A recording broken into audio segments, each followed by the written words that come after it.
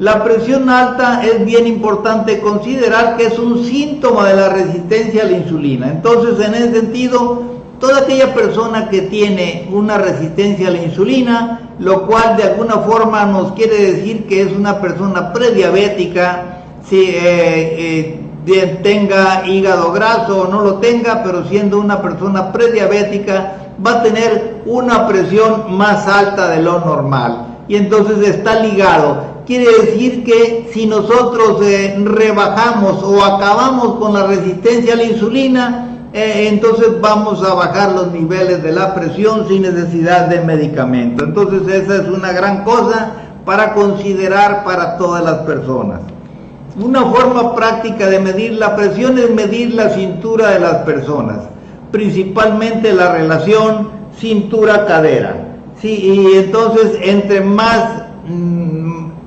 más baja la relación cintura-cadera, sí, entonces va a haber menos riesgo de sufrir depresión alta, ¿no? Entre más alta sea el porcentaje de la relación cintura-cadera, ya lo habíamos visto, ¿no? Que en el hombre era relación cintura-cadera arriba, digamos, de 85, de 90, ¿verdad? Por lo menos de 90, ya es problemático, ya tiene que ver tiene que haber alteraciones metabólicas en el organismo, ¿no? Igualmente en la mujer, cuando está por arriba, digamos, de 80, sí, entonces ya tiene algún problema de alteraciones en el organismo, principalmente metabólicas, y entonces vamos a encontrar una presión más alta, ¿no? Siempre en las personas con cintura más ancha van a tener presión más alta. Eso así es. Entonces, en ese sentido, es una forma práctica de medir la presión.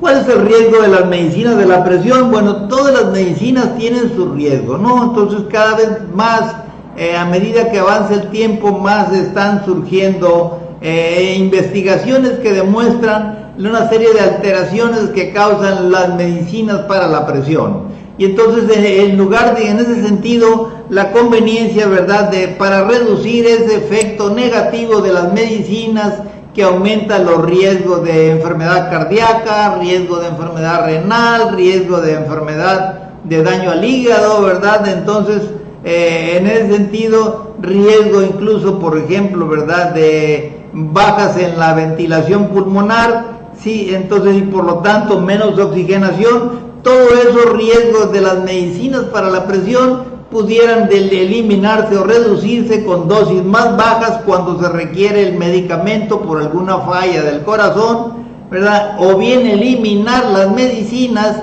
utilizando otras opciones, ¿no? Bien sea remedios herbolarios, bien sea medicamentos naturales, bien sea vitaminas, minerales, ¿verdad? Y ejercicios, en fin, bueno. Entonces ahí son las recomendaciones: alimentación, ejercicios del óxido nítrico, que quizá son los mejores ejercicios para mejorar la presión arterial, porque son el óxido nítrico que se forma con esos ejercicios, es un vasodilatador y que va a mejorar la circulación, sobre todo del corazón y del cerebro. Y las partes distales, por supuesto, ¿no? Y el consumo de minerales. Fíjense, cosa curiosa, ¿verdad? Yo en los últimos años he venido utilizando el consumo de potasio, porque me he dado cuenta que hay un faltante de potasio en casi todas las personas, resultado de que los minerales que necesitamos no los consumimos. Normalmente los minerales vienen en los vegetales de hoja verde. Hace 30, 40 años bastaba comer, ¿verdad?, los vegetales del huerto familiar para resolver los requerimientos de minerales. Actualmente no es así. Actualmente, debido a que tanto químico se ha usado en las tierras, que ya las tierras se lavaron, se acabaron los minerales de las tierras, y entonces ahí los vegetales que consumimos pues ya no los traen. Y bueno, pues por ejemplo, tenemos vegetales muy bonitos, preciosos, son los hidropónicos, ¿verdad?, que vemos en los supermercados, hermosos, la verdad, ¿verdad?, pero que lamentablemente, como están hechos prácticamente sobre el agua y de agua, entonces es a partir de ahí, digamos, de que no traen los minerales que requiere el ser humano, el cuerpo humano para la vida, y entonces nos hace falta. En ese sentido, quizá habría que recomendar para mejorar la presión arterial y la falta de minerales, el consumo de agua de mar. Fíjense que el agua de mar tiene 84 minerales, entre ellos todos los que ocupan el ser humano para la vida, y es lo que va a regular la presión, la circulación en todo el organismo, la presión arterial, y entonces las diferentes funciones de los diferentes órganos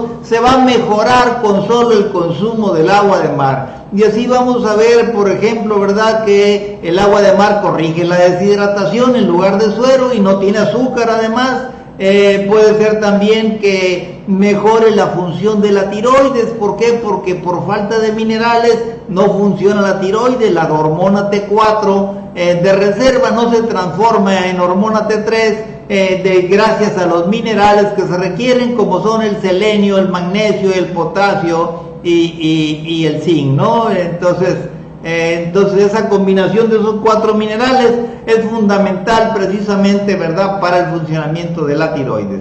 Y bueno, pero aquí nos referíamos principalmente a lo que es la presión.